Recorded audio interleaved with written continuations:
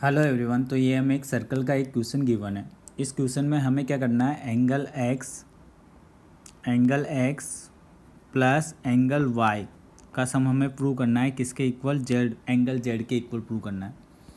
तो यहाँ पर हम सर्कल की प्रॉपर्टी का यूज़ करेंगे। अगर हम आर्क देखें, आर्क ई एफ आर्क जो है वो सेंटर पर जो एंगल बना रहा है वो एंगल जेड बना रहा है। ई एफ आर्क सेंटर पर एंगल जेड बना रहा है। तो ई एफ आर्क सरकमफ्रेंस पर जो एंगल बनाएगा वो एंगल सेंटर वाले एंगल का क्या हो जाएगा? हाफ हो जाएगा। तो अगर हम एंगल बात करें, एंगल ई बी एफ वो जेड बाई टू होता है, हो जाएगा। उसी तरीके से angle E D F, angle E D F कितना हो जाएगा? एंगल ई डी एफ भी कितना हो जाएगा? Z by to. अब हमें पता है कि एक लाइन पर जो एंगल का सम होता है वो 180 आता है।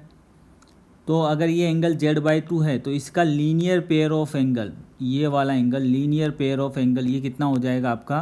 180 माइनस जेड बाई टू। ये 180 माइनस जेड बाई टू हो जाएगा। उसी तरीके से ए एफ लाइन पर भी एंगल का सम 180 आएगा। तो अगर वो एंगल जेड बाई टू है तो ये वाला एंगल क्या हो जाएगा? 180 माइनस जेड बाई टू हो जाएगा।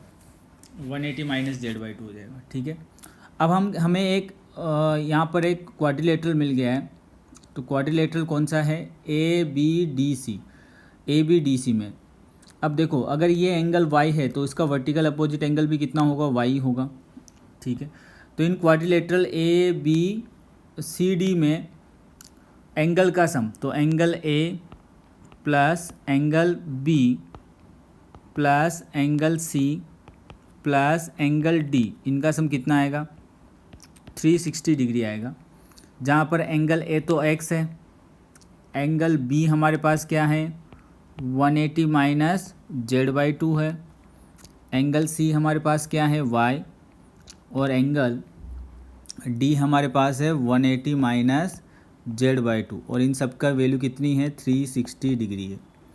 ठीक है। तो ये हमारे पास आ गया x plus y minus z by two minus z by two minus z. 180 plus 180 कितना हो गया? 360। तो ये किसके इक्वल है? 360 के इक्वल है।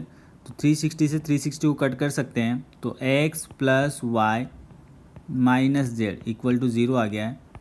तो x प्लस वाई किसके इक्वल आ गया है? यहाँ पर z के इक्वल आ गया है। x प्लस वाई हमारे पास z के इक्वल आ गया है।